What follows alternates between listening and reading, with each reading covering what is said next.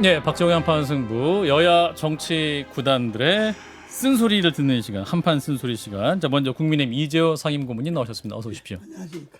예, 마이크가 되게 멀리 갔어요. 아, 그렇습니까? 네. 자, 그리고 더불어민주당 이상민 의원님 어서 오십시오. 예, 새해 복 많이 받으십시오. 예, 약간 늦었지만 두 분 새해 복 많이 받으시기 예, 바라겠습니다. 우리가 새해 처음인가요? 예, 새해 처음입니다. 아, 예. 모자 패션이 아주 모자가 그 징기스칸 스타일로. 예, 이게 몽골 모자. 아, 잘 어울리십니다. 괜히 예. 마유주를 한 잔씩 돌려야 될 것 같아요. 자, 근데 이제 새해인데 안타깝게도 안보 관련 이슈를 좀 다뤄야 될 것 같아요. 지난달 26일이죠. 북한 무인기가 5시간 동안 이제 우리나라 영공을 침범을 했는데 당초 이제 군에서는 그 서울 북부 지역만 돌아다녔다. 그 대통령실 주변에는 진입 안 했다고 했었는데 결과적으로는 그 진입했던 걸로 드러나서 군 주장이 틀렸습니다. 이거 어떻게 봐야 됩니까? 안보 공백입니까?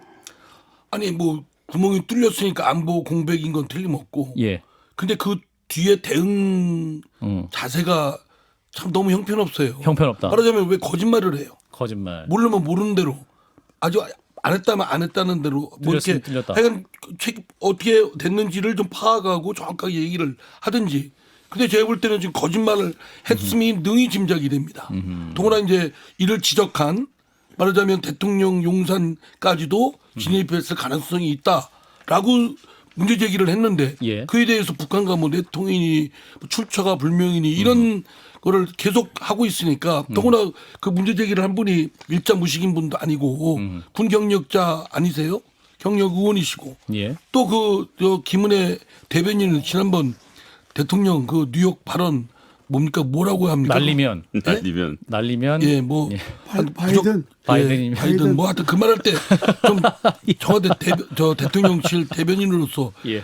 좀 엉망진창했잖아요. 예. 그러면 그거에 대해서 좀 홍보수석. 좀 저기 해야지 이렇게 하면은 더 꼬이는 격 아닙니까? 대통령은 드론 창단을 이미 했는데도 불구하고 창단하겠다고 대책으로 내놓고 이미 있는 부대를 예. 또 그리고 나서 그 이후에 그 집권 여당의 국회의원이라는 분이 그런 문제 제기를 하면 더 꼬이게 하고 거짓말하고 무능에다가 거짓말까지 하니까 진짜 줘받고 싶죠. 예. 자, 이재호 고문님. 난 뭐 육군 병장 출신입니다. 아, 예. 만 3년 근무를 하셨군요. 36개월. 36개월. 예. 아, 오래 근무하셨네. 30개월 하는데 나는 제대할 때 김신조가 넘어오는 바람에 아, 제대가 늦춰졌군요. 저도 올림픽 때문에 보름 더 했습니다. 6개월 연장돼서 만 36개월 3년. 딱 3년 하고 제대해서 국방 임무를 완수한 성실하게 사람이에요. 완수하셨는데. 그런 입장에서 볼 때 예. 지금 국방부가 대처하는 게 이건 뭐 거짓말 했다 안 했다 뭐 이런 차원이 아니라 예. 전반적으로 이게 문제입니다. 군이 전반적으로 문제입니다. 군이 문제다. 그래서 윤석열 대통령이 뭐 연초에 개각이 없다 이렇게 이야기하셨는데 그렇죠. 예. 개각 요인이 생기니까 구정은 지내게 하고 예. 구정 전에 또 뭐 바꾸면 또 그러니까 구정 후에 설 후에 나는 개각을 해야 된다고 봅니다. 특히 국방부 장관 콕 집어서 해야 국방부 된다. 장관, 행안부 장관 두 개는 콕 집어서. 그건 딱 이론의 여지가 없다. 이건 뭐 왜냐 그러면 예. 행안부 장관은 수사 결과 봐서 뭐 한다고 그랬잖아요. 예.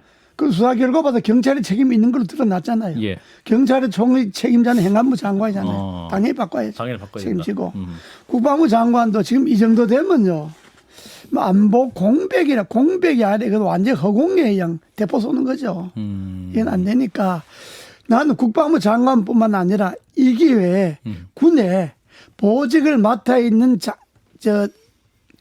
중장급 이상, 아, 3스타 이상. 3스타 이상은 이번에 안 바꿔야 된다.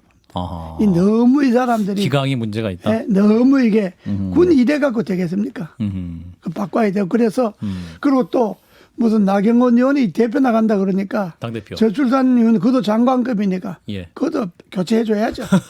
본인은 뭐 저한테 뭐 대통령실에 언지를 받으려고 뭐 자꾸 예. 뜸들이는데 그렇게 하면 정부 체면이 안 서는 겁니다. 예.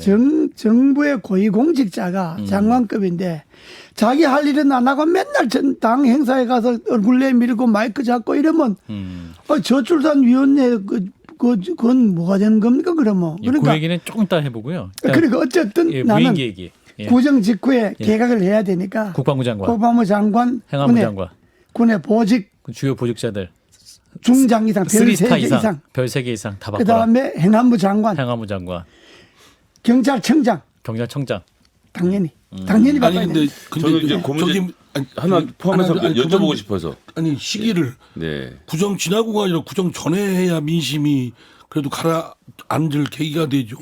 그 구정 이후까지 미뤄야 되는 건 그러니까 설 제가 볼 때는 아닌 것 밥상에서 같은데요. 정부가 대응을 해서 그래, 바꿨다. 아니, 이렇게 얘기할 수 그렇게 있도록. 하면 구정 전에 설 밥상 인심으로 그렇게 가면 좋지요. 예. 좋은데 이 사람들을 뭐 하라 근데 꼭 거꾸로 나가니까 내가 구정 후에 하자 그래야 설 구정 이후에 전에. 하라고 하면 설 전에 할 수도 그래서 있으니까. 전에 근데 전 중장 이상 교체 지금 말씀하시는데 네. 그렇지 않아도 제가 보기에는 지난번에 국정원도에 3급, 4급 이상의 네. 간부들은 문재인 정부 때 승진했던 사람 다 내보냈잖아요. 그래서 이번 일을 계기로 하라는 국방 정비는 안 하고 문재인 정부 때 승진했던 별들 다 내쫓지 않을까 이런 좀 걱정도 한편으로 있거든요. 아니 뭐 나는 어느 때 승진 그건 난 잘 모르고 네. 보직을 국방부의 군의 보직을 맡아서 지금 군이 엉망이잖아요. 네. 그러니까 일단 그 주에 책임 있는 별 3개 이상 바꿔라 이 말이지. 난 뭐 누구 때 바꿨는지 현재 자, 그건 이상민 모르겠고. 의원님 네. 어떻게 생각하세요? 아니 그러니까 저도 동의합니다. 다만 시기가 더 빨리 해야 된다. 구정 후가 아니라 구정 전에 지금 구정 당장. 내일 토요일이라도 지금 해서 월요일부터라도 민심이 저기 하게끔 해야겠고요. 아. 수도 사령관도 있고 다 있잖아요 지금요. 예, 수방사. 항공 뭐 할 때 그 담당하는 그 사람들 원래 역대 정권에 이런 문제가 생기면 다 사표 내고 그러지 않습니까? 예. 근데 윤석열 정부의 특징은 그냥 뭉개는 것 같아요. 그래 별 3개 이상 그 포함될 거니까. 대통령도 그냥 근데 지금 이상민 장관 경우는 저는 좀 그러니까 제가 생각을 다르게 하는 게 아니라 대통령이 다르게 할 거라고 보는 건 서울 경찰청장 정도까지만 문제인 거고 이거는 경찰청장이나 아니면 행안부 장관에게 문제가 없다라고 지금 대통령이 인식을 이번 수사 결과를 보면서 했을 것 같거든요. 왜냐하면 책임을 정확히 물리는 것이 책임을 지는 일이다라는 발언은 법적으로 책임 있는 사람들만 지고 나머지는 그냥 간다라는 이야기라서 이상민 장관 교체를 절대 안 할 것 그래 같거든요. 그거는 검사식 발상이고 검사식. 예. 이상민 장관은 행안부 장관은 경찰을 책임지고 있잖아요. 예. 경찰국도 있고 네. 행안부 안에.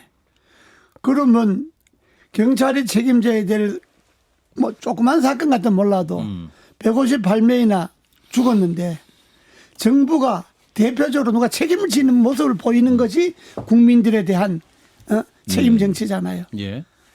그래 이거는 무슨 일을 잘했나 못했나가 아니라 이건 정부가 책임지는 모습을 보이는 거, 국민의 생명을 지키지 못한 것에 대해서 정부가 책임진다. 그러니까 담당 장관이 그만둔다. 이렇게 이상민은 진작 바꿔야 되는데 원체 고집이 온고집인 사람들이 아니 근데 두 분 저 이상민 거론하실 때 좀 억양을 좀 달리하셨으면 좋겠어요. 제가 그 말씀하실 때마다 가슴이 찔끔찔끔. 근데 이제 지금 다시 아니, 북한 근데- 얘기로 넘어가보면 잠깐만요. 여론이 그랬다면 이상민이 이상민은 내하고 다르다 예, 그랬더니 진 작가님 좀 말씀 좀 그랬다면 확인달래요. 예, 진 작가님. 예, 저는 예. 이번에 드론 침투 같은 경우는 기술적으로 탐지하기도 어렵고 요격하기도 어렵다는 현실을 인정해야 된다고 생각을 해요. 그리고 예. 이게 뭐 물론 이제 우리한테 기분 나쁜 일인 것은 사실인데 그래도 우리도 원하면 사실 저쪽으로 엄청나게 보내거든요. 그럼 저들도 아마 탐지 못하고 예. 이번에 탐지 못했지 않습니까? 요격도 못할 거라는 겁니다. 그래서 공포감을 또 과도하게 부추길 필요는 없어요. 뭐 옛날에 그랬지 않습니까? 뭐 AN 투기 나 그거 엄청나게 무서운 무기인 줄 알았거든요. 근데 보니까 그 항공기 시장 보니까 그거 뭐 2억이면 그 중고로 사더라고요. 그러니까 2차 대전 수준 무게예요. 예. 예, 예. 그러니까 그런 거라는 거예요. 그 드론이다라는 게. 그래서 다만 문제는 뭐냐면 그 군이 좀 무능했다라는 거죠. 왜냐하면은 아니 의원 보좌관들이 앉아서 지도 두 장만 딱 겹쳐놔도 이거 지나가는 데라는 걸 알 수 있는데 그걸 일단 몰랐다는 사실. 그 다음에 또 하나는 뭐냐면 그럴 가능성이 있다라고 한다면 일단은 가능성을 열어두고 아직은 확인 중이다라고 얘기를 했어야 되는데 그런 가능성 없다라고 단정을 해버렸다는 거. 예. 그 다음에 이제 더 큰 문제는 뭐냐면 이 끝난 다음에 적반하장으로 나와요. 전 정권 책임이다. 심지어는 북한과 내통한 게 아니냐. 뭐. 예. 이걸 딱 듣는 사람, 야, 이 사람들은 끝내준다 정말. 이 부분이에요. 그러니까 민주당이 북한과 내통하고 있다. 국민의힘에서 이런 주장을 하고 있고 나경원 전 의원은 문재인 전 대통령이 김정은의 대변인인 게 우려가 현실로 드러났다. 이렇게 센 발언도 하고 있거든요. 이거 어떻게 바라보세요, 이상민 의원님? 말 같지도 않으니까 뭐 대꾸하기도 참 그런데요. 예. 나경원 그 뭐라고 해야 됩니까? 지금 그 저출산 부위원장. 예, 부위원장 당장 부위원장 그만두세요. 안 그래도 그리고, 그만둘라 예. 하는데 그만두고 싶어서 지금 아니 당대표를 집권여당의 당대표를 나선다는 분이 그러한 사고와 말 언어를 함부로 이렇게 무책임하게 하면 그게 되겠습니까? 나는 만약에 그렇게 해서 당대표가 된다면 진짜 아마 윤석열 정부의 망조가 들은 것이다. 저는 이렇게 감히 말할 수가 있어요. 근거 전혀 그 근거도 없는 거하고 전 정권의 책임이라고 지금 일어난 일을 전 정권의 책임으로 돌리면 현 정권은 정권을 뭐하러 잡았어요? 국정을 잘 이끌어 나가려고 안보도 잘하고 뭐 사회 치안도 잘하고 사고도 막고 하려고 했던 거 아니에요?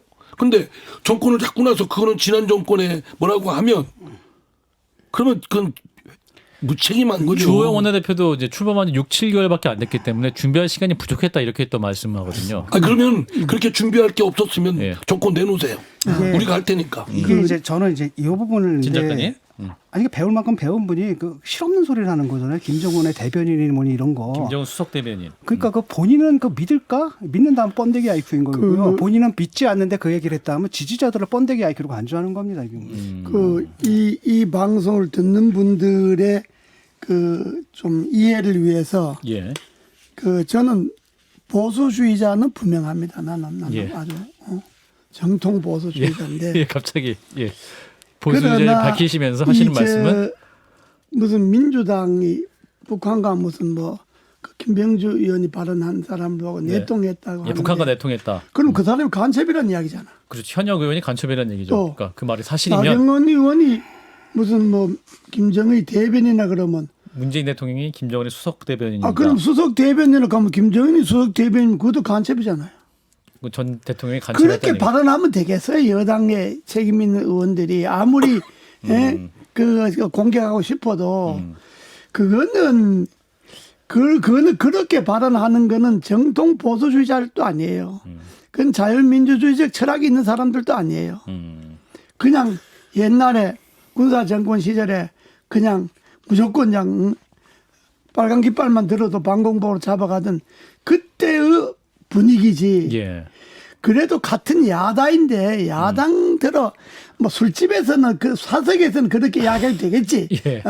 정말 쌍뭐 내통하지 야기에서 않았나 살살, 예. 뭐 이렇게 해야 되지만 그냥 공개적으로 그렇게 야당을 내통했다든지 예, 뭐 예. 대변이라든지 이렇게 이야기하는 거는 그건 옳지 않습니다. 않다. 내가 아무리 여당이지만은 그건 옳지도 않고 그렇게 말하는 사람은 정말로 정치권에서 퇴출돼야 돼요. 퇴출돼야 된다. 그리고 보수 진영에서도 그런 시각은 퇴출해야 됩니다. 수준 이하잖아요. 그건 진정한 보수가 아니에요.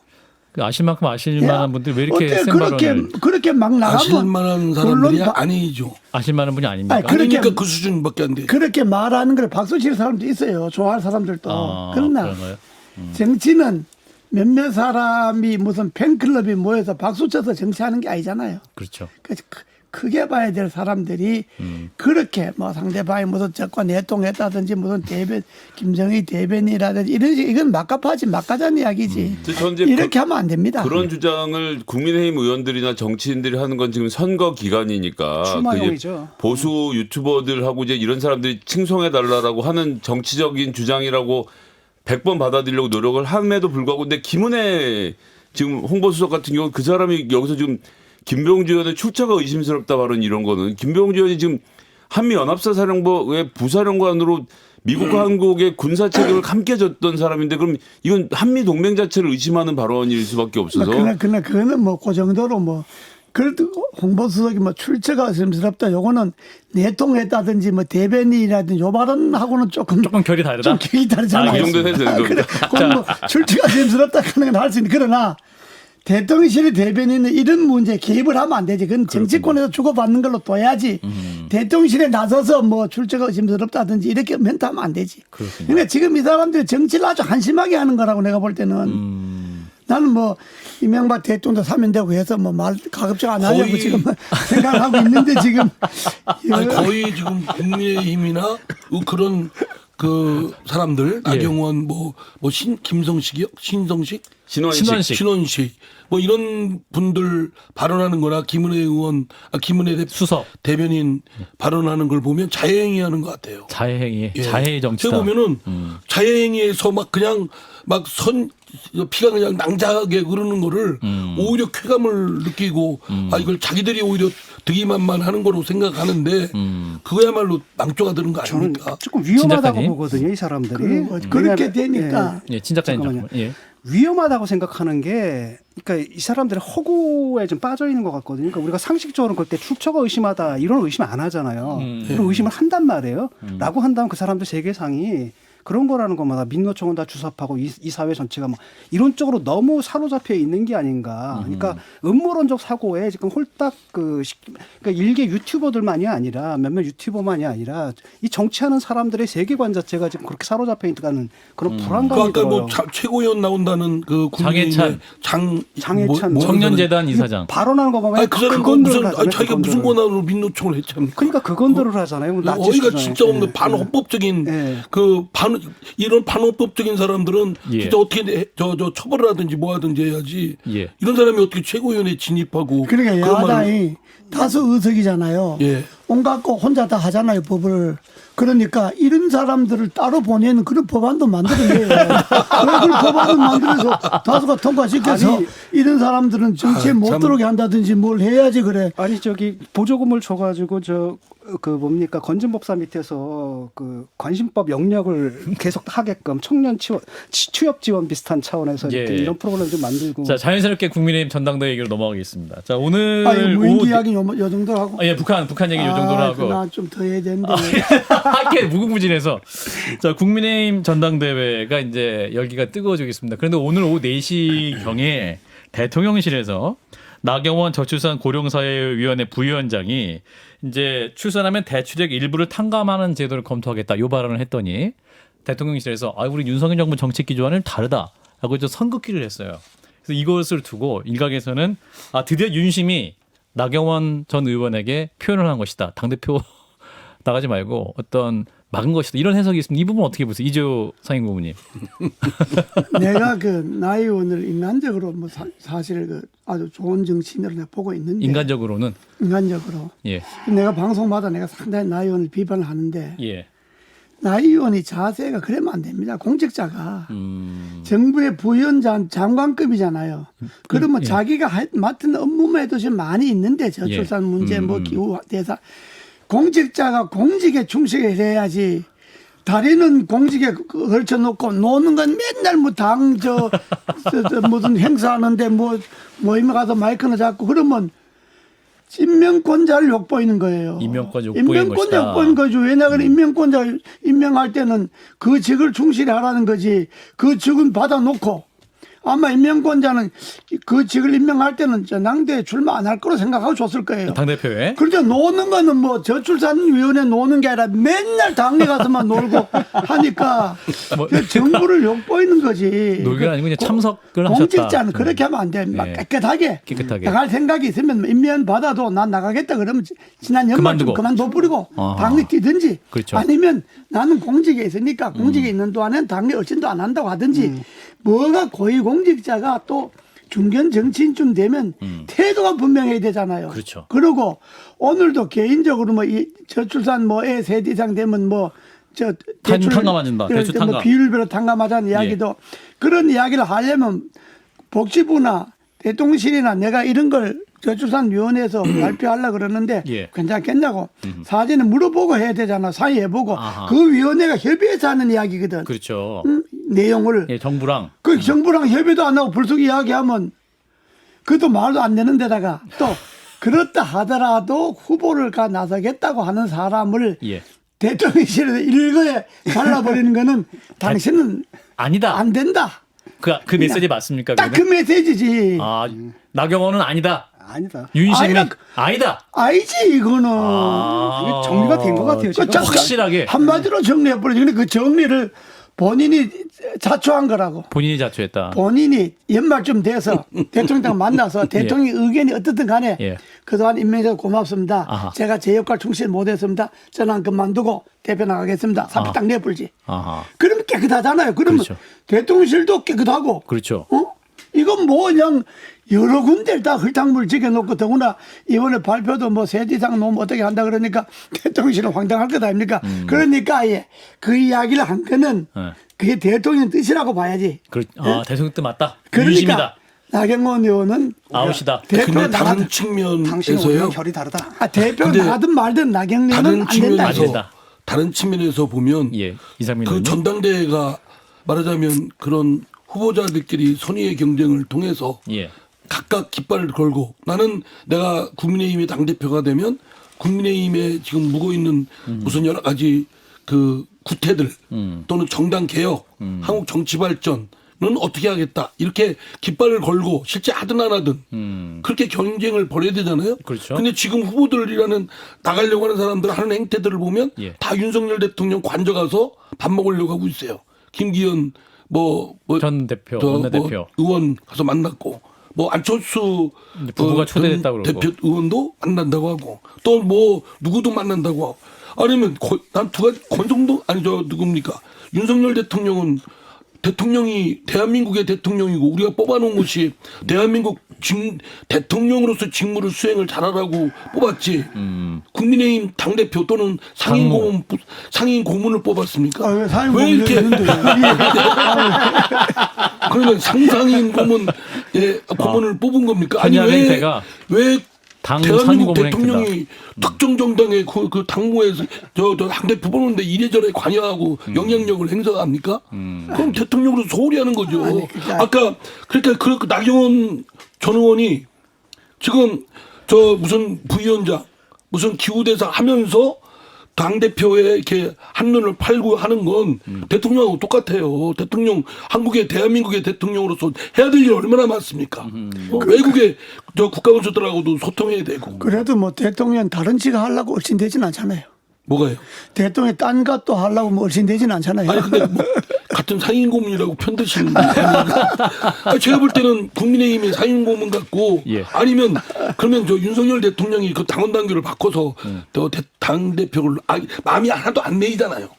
저 윤석열 대통령 입장에서는 누구도 마음에 딱 드는 게 없는 거예요. 그렇죠. 조금 후보자들 중에. 세면 겨먹을 것 같고 예. 좀 저기 겨먹지 않은 사람을 하자니 아, 본인의 말 안 들을 것 같고. 좀 저기 하고 인지도가 안 나오고. 이게 저게 마음에 안 들면 그러면 제 생각은 내가 해법 드릴게요. 그러면 윤석열 대통령이 국민의힘 당대표를 겸임하는 거예요. 대통령이. 그리고 적극적으로 개입해서 그냥 자, 저는 이제 옛날에 여당 대표가 저 대통령 여당 총재할 때가 있었어요. 그렇죠. 그러니까 그렇게 한번 돌아가면 어떨까요? 당헌 고치는 게 쉽죠. 예. 근데 제 대통령실의 우려는 제가 보기에는 나경원 의원이 안 나가는 쪽으로 정리가 돼서 뭐 실제 게임이 벌어지는 중간까지 갔는데 등록 전에 얘기입니다. 기준으로 해서 안철수 의원이 너무 높게 나와서 김기현 의원이 어떻게 못하는 상황이 되면 그러니까 김기현 의원이 지금 10% 나와서 뭐가 잘 된다고 말하는데 사실 10%로 당대표가 될 수는 없지 않습니까? 예전에 이준석 대표도 혼자서도 3, 40, 50%를 가면서 되냐 마냐는 싸움을 하고 있었는데 그래서 김기현 대표는 도저히 안철수 대표를 이길 수 없는 상황이 만들어지면 다시 나경원 의원이 전 등판할 가능성도 있기 때문에 대통령실이 나경원 의원하고 사이를 완전히 버리긴 좀 힘들지 않을까 그렇게 보여지거든요. 뭐 그런 해석도 그 일리가 있는 해석인데 그러나 그거는 정치가 너무 야바이파이 되지 그래 되면 야바이파이 되는 거고 지금 의원님이 말씀하셨는데 지금 그 국민의힘 전당대에 나서려고 하는 후보들에게 무슨 국정의 비전을 제시하라, 당의 미래를 제시하라, 그런 걸로 승부해라 하는 이야기는 그건 망상이에요. 안 하는 게 낫습니다. 그건 후보를 봐가면서 이야기를 해야지. 그래. 후보들이 면면해 볼 때. 그건 안 하는 게 낫고 지금 후보들은 오로지 내가 윤하고 좀 더 가까워서 한 표를 더 얻느냐 마냐 여기에 지금 집중하고 있기 때문에 그러니까 이 한나라당 전당대와 국민들에게 별로 관심이 없는 거예요. 지금 당 후보가 할 이야기 얼마나 많습니까? 그렇죠. 중대선거구제 난 어떻게 하겠다. 그렇죠. 내가 당대표가 되면 우리 당이 의견을 모아서 중대선거구제를 어떻게 하는데 내가 생각하는 중대선거구제 안은 이렇다든지 그 비전을 제시하든지 그렇죠. 다음 3대 연금 개혁을 내가 당대표 되면 난 안을 이렇게 내겠다든지 많잖아요. 그다음 강성노조 문제 이런 문제에 대해서 어떻게 나는 해법을 대응하겠다든지 내겠다. 뭐 이런 근데 그야말로 나라를 바로 이끌어갈 만한 비전, 아젠다. 아젠다가 많은데 지금 그 이야기하는 사람은 한 사람도 없고 오직 나는 유인심. 대통령과 가깝다. 대통령 가깝다 이야기하는데 대통령은 본인은 사람에 충성하지 않는다고 했잖아요. 검사 시절에. 예. 그러니까 자기는 나는 사람에 충성하지 않는 사람이다. 그래서 대통령까지 됐잖아요. 그렇죠. 그 말 듣고 국민들 혹해갖고 대통령 시켜준 것 아닙니까? 그렇죠. 그런데 지금 사람에 충성하는 사람이 줄줄이 서 있는데 그건 왜 가만두냐고요. 자, 이런 상황에서 제가 볼 때는 그거 같은데요. 윤석열 대통령은 본인이 네. 사람의 충성은 안 하지만 자기 휘하에 있는 사람들은 자기한테 충성하는 걸 좋아하는 거예요. 이런 상황에서 나경원 전 의원은 대통령실이 명백하게 사인을 줬다고 이재호 상임고문님은 판단을 하셨는데 그럼에도 불구하고 나경원 전 의원은 당대표 나올까요? 오늘 낭호 보면 당원들이 원하기 때문에 설 연휴 전에 결정할 것이다. 이미 나온다고 봐야죠. 저래 되면. 나온다고 보는데 대통령실하고는 빠이빠이 한 거지. 빠이빠이입니까? 아하. 왜냐하면 대통령실이 저렇게 해서 지난 아까 우리 김성애 소장이 좋은 분석을 했는데 평론가다운 분석을 했는데 예. 그렇게 하려면요 지난 연말에 그만두든지 일찌감치 그만두고 기회를 봐야 됩니다. 연말이면 딱 지난주였는데 일주일 타이밍을 놓쳤네요. 그런데 지금까지 질질질질 끄르고 계속 고민한다. 아니 무슨 고민을 그렇게 고민하는 사람은 여당에 따로 있잖아요. 고민을 정확하게 하는 사람은 따로 하나 있잖아요. 예. 고민정이 있잖아요. 그런데 뭐 자꾸 신선하다. 뭐 자꾸 고민을 해요. 고민을 그게 공직에 있으면서. 예. 그러니까 내가 볼 때는 용산의 근처에 있는 사람들도 제대로 머리가 바뀐 사람이면 정치 진짜 우리도 못하지만은 저렇게 하면 안 되는데 이렇게 생각할 것 아닙니까? 그러니까 그렇죠. 이미 그만둘 때를 놓쳤는데 지금은 무조건 그만두고 무조건 그만두라. 나서는 수밖에 없는 없다. 거예요. 그리고 나서 여론조사 결과 봐서 지금 갖고 있는 직책인 그 저출산고령의 부위원장 하고 기후대사도 내놔야 될 것 같은데. 네. 그리고 이제 뭐 당대표 그것도 꽁세 올 것 같고.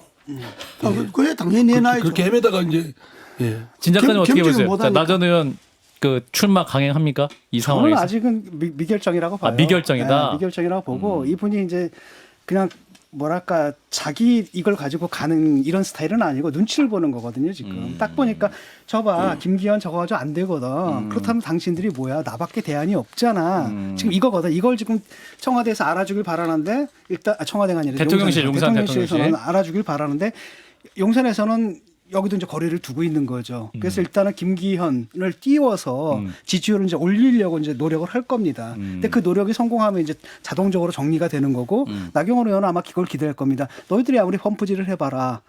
그래도 지지율이 안 나온다라고 한다면 그때는 나밖에 더 대안이 있냐라고 해서 지금 양발을 딱 걸쳐놓은 그런 상태인 것 같아요. 많이 마음을 굳혀가는 중. 지금 진 교수님이 분석한 고수를 용산에도 읽고 있는 거예요. 용산 사람들이 그걸 읽은 거예요. 그래서 질리는 거예요. 질렸다? 사람이 하는 행태에서 질려버리는 거예요. 마음을 많이 굳혀가는 중이라고 이렇게 표현을 하셨어요. 출마한다는 이야기죠. 많이 굳혀가는 건 어떤 의미인가요? 하여간 뭐 나경원 전 의원이 국민의힘 당대표 되면 민주당으로서는 뭐 좋습니까? 정략적으로는 좋습니다. 그리고 또 하나 하여튼 지난 원내대표 때 한 여러 가지 정치적 행태도 있고. 그게 법적으로 지금 기소돼 있거든요. 지난 빠루를 들고서 그게 그거 기소가 돼 있어 갖고 기소를 여러 사람이 됐는데 지금 재판 받고 있죠. 재판 아직 안 받는데 기소는 됐죠. 돼 갖고 그것도 지금 여러 사람이 기소됐는데 여하간에 그저 책임자는 법원에 어떻게 하는지 그 모르지. 재판 진행 중인 걸로 알고 있습니다. 재판이 진행됐나요? 네네네. 그러니까 야당에는 기소되면 정신 못하게 이야기하는데 여당이 그러잖아요. 그런데 자기네 당은 기소돼도 계속해서 대표도 하고 뭐 그런다고 하는 게 여러 가지가 앞뒤가 안 맞지 여러 가지가. 그러니까 본인한테 물어봤거든요. 빠루를 왜 들고 계셨어요? 내가 한 게 아니라 보좌관이 와서 쥐어줬대. 얼떨결에 들었는데 사진이 찍혀버렸다고 그러더라고요. 나경원 의원을 위한 변명하면 이런 빠루를 들고 있다라고 고발하는 사진이었는데 본인이 들고 뜯는 사진으로 돌변하는 측면이 있긴 합니다. 예. 예. 자, CBS 라디오 박정희의 한판 승부 함께하고 계시고요. 자, 민주당 얘기를 좀 해보겠습니다. 민주당. 자, 이재명 더불어민주당 대표. 이제 다음 주 화요일이죠. 10일 오전 10시 30분에 검찰에 출석하기로 했습니다. 당초 이제 서면 조사 가능성 얘기도 나왔습니다만 본인이 직접 나가기로 했습니다. 당당히 수사받겠다라는 것인데 이런 입장 표명 어떻게 들으셨어요? 당연히 그래야죠. 예. 저는 뭐 이상하네. 당연히 그 수사 그러니까 지금 이재명 대표가 받고 있는 사법적 의혹은 예. 순전히 개인적인 문제입니다. 본인의 성남시장 경기도지사 일대의 문제이기고 당대표 당무 수행 중에 생긴 문제도 아니고 예. 당과 관련이 있는 문제도 아니고 그럼 본인이 해결해야죠. 대응해야죠. 물론 이 말이 고깝고 섭섭하게 들릴지 모르지만 그게 분명해야 당도 견뎌낼 수 있고 본인도 헤쳐나갈 수가 있어요. 예. 그러니까 본인의 문제는 본인이 개별적으로 개인적으로 철저히 법률적으로 대응을 해야 되고 왜냐하면 정치적으로 해봤자 외치는 것밖에 더 있어요. 지금 솔직히 우리 당에서 뭐 이재명 대표를 하는 사법적 수사는 뭐 정치 보복이다 뭐 야당 탄압이다 하지만 그게 이재명 대표를 보호하는 방어막이 될 수가 없습니다. 상대는 지금 법리적으로 지금 철저히 무장해서 공격을 하고 있기 때문에 예. 그에 대한 방어는 철저히 법률적으로 해야 되고 당은 차단시켜야 돼요. 그거를 이재명 대표가 당대표를 유지한다면 당에 확전돼 번지지 않도록 스스로 그거를 차단시키는 노력을 하고 당은 지금 국민들 민생에 집중해야죠. 지금 정치개혁 중대소근고제 이런 문제도 지금 우리가 먼저 치고 나가고 저도 법안 내고 그랬습니다만 지금 대통령의 놓치고 발언으로. 있잖아요. 예. 그러니까 그런 거를 주도적으로 논의에 참여해서 대안 내고 만들어내려면 당은 이재명 대표의 사법적 의혹의 늪으로부터 벗어나야 됩니다. 한 가지 그래서 우려스러운 건 뭐냐면은 이거거든요. 그 우상호 의원이 뭐라고 얘기했냐면 대표가 구속되면 나라가 거꾸로 뒤집힌다. 저는 이런 발언 좀 안 했으면 좋겠거든요. 굉장히 위험하거든요. 대표를 구속시킨다면 우리가 나라를 뒤집을 것이다라는 결의로 좀 읽히는데 문제는 뭐냐면 이 구속 여부는 누가 결정하는 겁니까? 법원에서 결정하는 거잖아요. 그러니까 민주당에서 주장하는 것처럼 정말로 아무런 물증도 없고 뭐 심증밖에 없는데 기소를 했다고 한다면 당연히 판사가 구속의 상당성이 없다고 봐가지고 기각할 거라는 거예요. 예. 그다음 판사가 갖다 구속영장을 나중에 발부를 했다라고 한다면 상당성이 있다는 얘기잖아요. 그런데 이게 사법 시스템이거든요. 그런데 지금 공당에 있는 분들이 대한민국의 이 시스템 자체를 좀 공격하는 이런 발언들을 하고 있다는 거예요. 저는 이거 굉장히 위험하다고 보거든요. 그 우상호 의원이 점잖게 생긴 사람이 멀쩡한 사람인데 그 말은 가끔가다 근데 우상호 의원 얘기는 오늘 아침에 김현정의 뉴스쇼에서 했던 발언인데 그러니까 이게 어떤 헌정사에서 보면 야당 대표의 경우에 어떠한 뭐 사법적인 요인이 있더라도 이회창 전 대표 같은 경우도 어떤 뭐 선거가 작은 문제가 있었지만 결국은 기소는 안 됐고 구속은 되지 않았다. 그런 근데 부분에 대해서 지적을 사안들이 좀 했던 부분인데 다른데. 예. 그 지금 이재명 저 대표가 법원에 뭐 검찰에 출석해서 조사받는 내용은 사실은 별거 아니에요. 내가 볼 때 나도 뭐 재판을 뭐 5번이나 받은 사람이니까 예. 검찰 관계는 나도 도사잖아요. 예. 이 지금 저 성남 FC 관계는 그게 뭐 그걸 갖고 구속을 한다든지 그걸 뭐 그럴 거 암이 아니에요. 그거는 그냥 불구속 뭐 기소는 하겠죠. 예. 그건 별거 아니에요. 검찰도 그건 느긋한 거예요. 올라보고 말라 마라 뭐 우리대로 그냥 안 오면 안 오는데 조사 종결해서 기소하면 된다. 예. 이런 입장일 거예요. 예. 진짜 남아 있는 거는 검찰이 그렇게 느긋하게 생각하는 이유는 본건이 남아 있는 거예요. 본건은 뭡니까? 대장동 대장동. 건하고 쌍방울 건하고 그런 큰 진짜 이건 돈이 행방이 어떻게 될지 모르는 큰 건들이 남아 있는 거예요. 예. 그러니까 검찰은 그래 뭐 이거 그거 갖고 또 뭐 서면 조사할 사안은 아니고 소환 조사하는데 예. 올라보고 말란 마셔. 안 와도 우리는 이건 기소합니다. 그러나 진짜 우리가 할 거는 본거에 남아 있습니다. 이게 지금 검찰 입장이잖아요. 내가 뭐 검찰에 들어가 보진 않았지만은 그러나 내가 볼 때는 그래요. 그러니까 그러니까 민주당이 지금 걱정해야 될 거는 이 건 갖고 뭐 출석하냐 안 하냐 뭐 이거 지금 재판 받고 있는 그 선거법 그 뭐 거짓말 했다 안 했다 이거 또 뭐 이거 성남 FC 뭐 제3자 뇌물이다 아니다. 이거는 아마 이재명 대표도 가서 충분히 아마 해명할 거예요. 그러나 검찰의 기소는 요지부여할 거예요. 그러나 정말 민주당이 대비해야 될 거는 남아있는 문제, 지금 조사는 다 하고요. 대장동의 돈 흐름 문제, 예. 쌍방울의 돈 문제는 이거는 북한하고도 관계되어 있잖아요. 예, 그러니까 이런 큰 건을 검찰이 딱 갖고 있는 거예요. 그렇기 때문에 일단 뭐 검찰 민주당은 수사는 좀 지켜봐야 될 것 같고. 민주당은 요 문제 갖고 너무 신경 쓰지 말고 큰 건을 대비해서 대표가 그렇게 터졌을 때 이재명 대표가 그런 문제가 연루가 계속되면 그 이재명 대표를 업고 내년 총선 질 수 있겠네요. 부모님 저는 근데 이제 제가 드리고 싶은 말씀이 이런 거죠. 지금 말씀에 전반적으로 동의하고요. 근데 예를 들어서 쌍방울 건과 관련돼서는 되게 단순한 게 이 쌍방울이 이재명의 변호사들에게 돈을 송금했으면 그걸 문제 삼아서 처벌하면 됩니다. 사실 이건 무슨 증거를 되게 따져볼 문제가 아니지 않습니까? 돈이라는 게 현금으로 변호사마다 가서 전달될 일이 없었으니 이 전달된 과정을 살펴보면 되는 것이 하나 있고 만약 그렇게 쌍방울이 실제로 이재명의 변호사들에게 뭐 1억 2억씩 이상한 돈이 송금이 된 흔적이 여러 개 나온다라고 하면 국민들이 그걸 어떻게 납득을 하겠습니까? 그 첫 번째. 그다음에 김만배는 오늘 보도를 보시면 알겠지만 뭐 한겨레 신문에 6억, 그다음에 뭐 한국일보는 1억.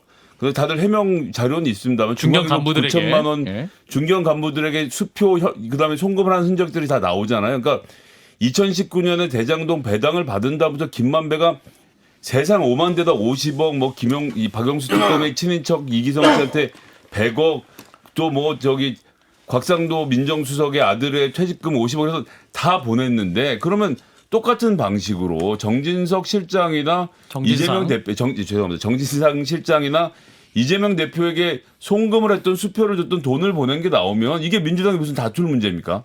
그게 검찰이 그걸 증명하면은 야 큰일 났구나라고 생각하고 민주당이 한 발 뺄 문제라고 저는 보기 때문에 근데 거기에 대해서 지금까지는 검찰이 이런 방구도 못 하고 있는 것이 너무 이상하다는 거예요.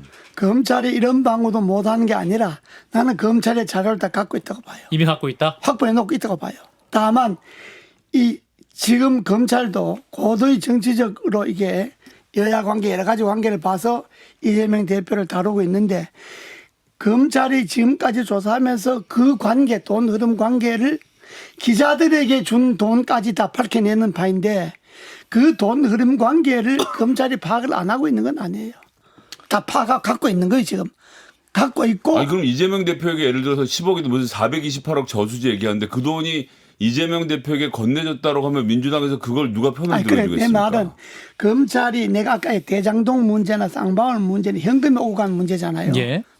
현금이 오고 간 문제인데 그 현금이 만약에 그 주에 단돈 100만 원이라도 이재명 후보 쪽에 대표 쪽에 갔냐 안 갔냐 이게 지금 관건이잖아요. 예. 그게 드러나면 나는 그 대표를 갖고 내년 총선을 민주당이 질 수 있겠냐 이 대표님 말이에요. 저는 다른 말씀을 드린 건데 김만배 씨가 모든 사람들에게 수표와 송금을 통해서 뇌물을 줬기 때문에 정진상만 예외가 될 거라고 보진 않아서 증거를 갖고 있으면 그걸 가지고 나와서 얘기를 하면 된다고 생각합니다. 그렇게 하겠죠. 그러고 지금 나는 검찰 조사에서 하나의 그 미스테리한 게 예. 왜 박영수는 조사 안 해요? 제 말이 박영수 전 특검. 박영수, 대법관 권순일 이런 왜 조사 안 하는 거예요? 최재경 민정수석. 예.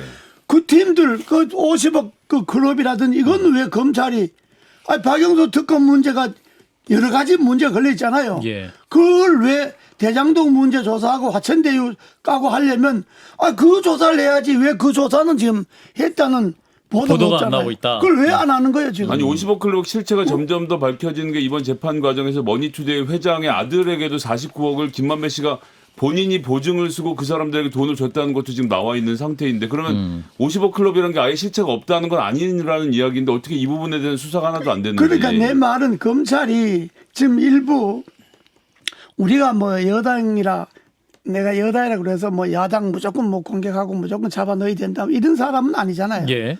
뭐 내가 그 정도 한심한 사람은 아니니까 그렇게 볼 때 내가 이야기하는 거는 왜 박영수, 권순일 이런 그 50억 클럽 어? 수사 안 하냐? 화천대유 이건 왜 조사를 안 하냐고 검찰이. 자, 이상민 의원님. 예. 그 저는요. 변호사니까 말 아니, 한번 그러니까. 해봐요. 왜 조사 안 하는지. 아니 저도 못마땅하죠. 그러니까 예. 저는 실체적 진실을 규명을 하는데 검찰이 제대로 할 것은 해야 된다는 것은 당연하고요. 그리고 그럴 수도 있고 안 그럴 수도 있다는 건 사실은 저희로서는 모르죠. 그래서 저희는 두 가지 점입니다. 이재명 대표가 이 부분에 대해서는 철저히 법률적으로 대응을 개인 차원에서 해야 되고 당대표직을 수행하면서 당대표의 권한으로 또는 지휘해서 하면 안 된다. 당도 그렇게 안 하도록 해야 되는데 현실은 잘못된 건 뭐냐면 지금 이재명 대표가 전국 돌면서 자신의 무고함, 무죄 이런 것들을 당원들 앞에서 설명을 하고 있는데 이거는 저는 매우 자제하고 자중해야 된다고 생각합니다. 왜냐하면 당대표가 지금 전국 돌면서 민생을 저기 하고 민생에 대해서 하고 그렇게 돌아다닐 시간에 무슨 하여튼 당의 총력을 민생을 해결하기 위한 것에 써야 되는데 지금 당 전국 돌면서 지금 하고 있거든요. 이거는 뭔가 하여튼 삐뚤어진 일그러진 당대표직의 수행이라고 저는 봅니다. 그러니까 지금 당에서 지금 해야 민주당 의원님 맞아요. 예 더불어민주당 쓴소리 하고 계십니다. 아니 잘못한 거는 예, 계속해 자기 주세요. 객관화하고 자한판을 해야죠. 그러니까. 뭐냐면 지금 당이 그래야 운전하려면 이걸 철저히 차단해서 이재명 대표가 개인적 차원에서 대응을 해야 되고 당대표는 여기에 관여시켜서는 안 됩니다. 그래야 당도 살고 이재명 대표도 하는 것이 이재명 대표가 하는 것이 법률적으로 맞다 아니다라는 여론도 잘 형성이 될 수 있는데 지금 제가 볼 때는 섞이니까 당도 지금 이 민생이나 국가 운영에 관한 문제에 주도권을 잡지 못하고 중심 역할을 잘 못하고 있지 않습니까? 그러니까 그거는 이 의원님 말씀이 100% 맞는 이상민 말씀인데 의원님. 그래서 내가 예. 전에도 나와서 이재명 대표는 법률 투쟁을 해서 법률적으로 팩트를 근거해서 이게 죄가 되냐 안 되냐 이 싸움을 해야지 예. 이걸 정치적 투쟁해갖고 뭐 정치 보복이다 정치 탄압이다 야당 탄압이다 이렇게 몰고 가면 100% 진다고요. 그걸 지금 지적을 하셨는데 지금 이재명 대표가 이렇게 대응할 때가 아니에요. 그리고 검찰도 이 정도 됐으면 벌써 그 1년까지 짓고 난 지가 벌써 7개월, 8개월. 7개월인데 이때까지 끌고 왔으면 또 그 이전에부터 지난 정권 때도 수사를 끌고 하죠. 왔잖아요. 그럼 뭔가 지금쯤 되면 확실한 걸 물질 내든지 돈 이런 확실하게 내야지. 검찰이 검찰도- 그걸 또 근데- 확실하게 제공 근데 저 안 하니까 고모님, 그것도 문제예요. 제가 볼 때는 검찰의 자세가 그래서 비판을 받고 이재명 대표나 민주당에서도 선뜻 잘 수긍을 못하는 겁니다. 뭐냐면 그런 게 있으면 빨리빨리 해서 정리가 돼야 될 거 아니에요. 기든 아니든. 그러니까. 빨리 되고 빨리 돼서 가부간에 유무가 결정되고 책임질 거 있으면 책임지우고 없으면 무고함이 밝혀지고 예. 이래야 되는데 이거는 제가 볼 땐 정략적으로 검찰이 국민의힘이나 또는 대통령실에 아주 깊은 권부와 같이 숙고해서 내년 총선까지 시선을 두고 총선 때 활용하려고 질질 끄는 거 아닌가. 뭐 검찰이 그런 정치적 의도야 뭐 정치인들이 아니니까 모르겠는데 그러나 검찰이 욕먹는 건 그런 거예요. 이재명 자꾸 그렇게 하지 말고 뭐가 있으면 확실하게 내라. 왜 확실하게 안 내냐. 없으면 빨리 정리하든지. 그 다음에 박영수 권순이는 돈 몇십억이 왔다 갔다 최재경. 있잖냐. 그건 왜 조사 안 하냐. 이런 것 때문에 지금 검찰이 욕먹는 거예요. 알겠습니다. 이 얘기는 여기까지 하고요. 그 우리가 이런 이야기 막 해도 이게 다 나가나? 나가고 있습니다. 예? 나가고 있습니다. 한판승부 박정희 한판 생방송으로 지금 진행하고 예, 있습니다. 그래요? 예, 예. 네. 생방송. 뭐 캥기시는 게 있습니까? 우리 이래 이야기 막 해도 되나? 예, 텍스트로 나갈 겁니다. 예. 하나만 더 얘기하겠습니다. 그 네. 발언에 대해서 책임지셔야 돼요. 내가 책임질래 뭐 방송 안 나오는 게 더 있나? 내가 뭐 공직이 있는 것도 아니고 내가 뭐 예. 책임을 면해드립니다. 자, 대통령의 신년사에서 이제 선거구제 개편 얘기가 나왔어요. 중대 선거구제 도입 얘기를 꺼내면서 지금 정치권에 이제 논의가 불이 붙은 상황이죠. 각 여야마다 반응이나 하고 있는데 이 중대선거구제에서 어떤 의견이세요, 이상민 저는 의원님은? 이미 법안도 냈습니다. 예. 말하자면 종전의 지역구는 253석 아닙니까? 그렇죠. 그중에 127석으로 대폭 줄여서 아. 거기서 4명 내지 5명, 그러니까 중선거구라기보다는 대선거구제에 가깝게 거기서 한 지역구에서 뽑습니다. 대전 같은 경우는 7개 선거구가 있으니까 예. 4명 정도를 대전을 한 선거구로 해서 뽑고 그리고 같은 동수를 그러니까 127명에 127명 대전 같으면 4명에 4명을 권역별 비례로 또 뽑습니다. 아하. 그럼 정당 투표위에서 대전권에서 4명을 뽑는 거죠. 지역 비례대표 있는 거네 그러면. 그렇죠. 지역 비례. 네. 그리고 전국구 비례 43명. 46명.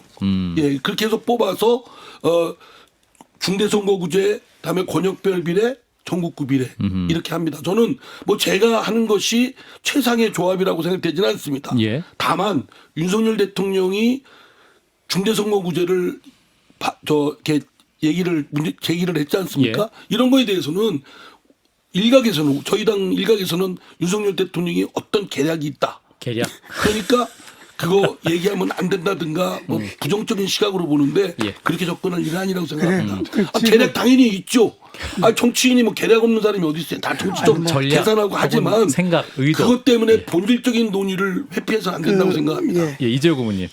윤석열 대통령이 왜 냈을까 이 안을? 대통령 되고 나서 예. 제일 잘한 정치 행위가 아, 요겁니까? 중대선거제 제안한 거예요. 유일한 거 아닙니까? 유일한 거. 그거는 진짜 정치의 미래를 딱 제시한 거죠. 그러니까 되든 안 되든 관계없이 윤석열 대통령이 제일 잘한 게 이번에 요거요. 신년사에서 예. 중대선거구제 제일 개편 잘한 게 얘기가. 아니라 유일하게 잘한 거. 제일 잘.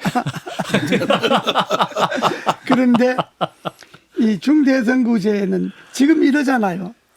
국민들이 그 정치적 성향이 다르면 식사도 같이 안 한다는 거 아닙니까? 그렇죠. 예. 예?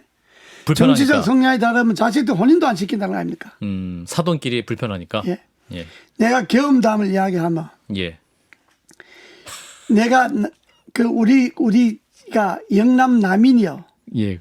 그러니까 우리가 조선조 200년도 안에 야인으로 몰려서 벼슬을 못하고 알겠습니다. 영남으로 쫓겨난 집안. 예. 그런데 송씨 집에서 혼담이 들어온 거예요. 송씨. 야, 고모님한테? 그러니까 우리 큰아버지가 느닷없이 오더니만은 야, 그건 서인이다.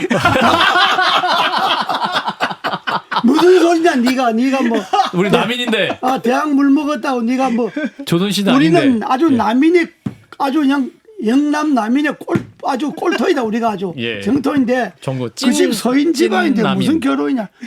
그래서 그 안 됐어요. 아, 안 됐어요. 안 되지. 어른들이 뭐 사랑했는데 안 됐구나. 어른들이 남인 따지고 서인 따지는데 그거 뭐 재간 있나요?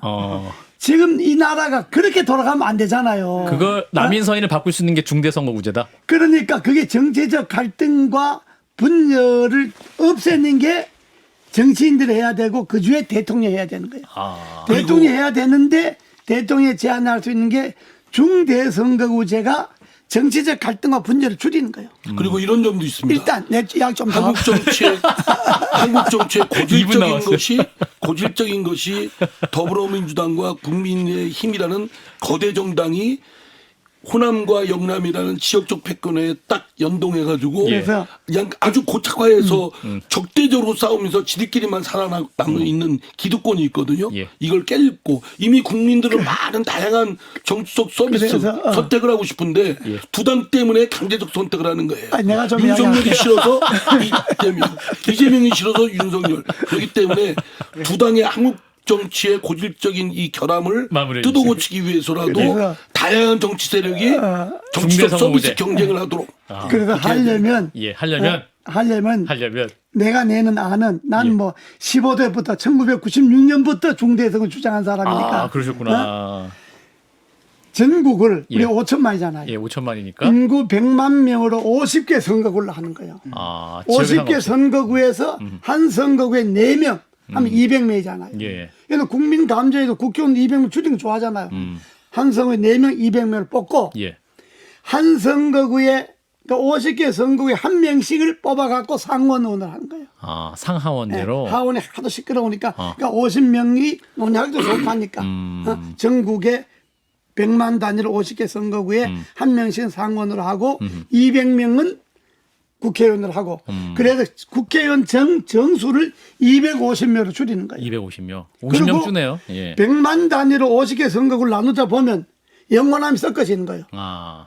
왜냐하면 전남에서 100만 단위로 2개, 3개 나누려면 경남, 서부 경남하고 합치지 않으면 안 되거든. 예. 여기 충청권도 강원권도 이게 100만 단위로 하려면 시도의 경계를 무너뜨려야 돼요. 예. 이렇게 해야 지역의 분열이나 갈등이 없어지는 거예요. 마무리할 시간이 돼서요. 자, 이상민 의원님 이 안에 대해서 어떻게 생각하세요? 아니 저는 30초. 뭐 논의해서 어느 경우든 합의를 할 수 있으면 좋은데 예.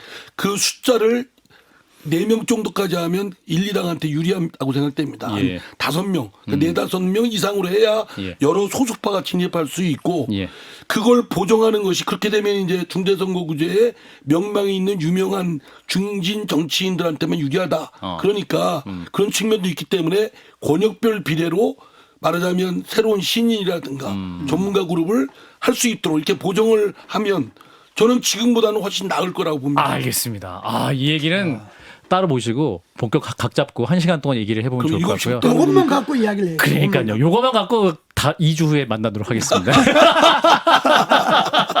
자, 한판 쓴소리. 지금까지 함께 해주신 분 국민의힘 이재호 상임고문님, 더불어민주당 이상민 의원님 두 분 고맙습니다. 네, 감사합니다. 좋아요? 구독! 알림 설정.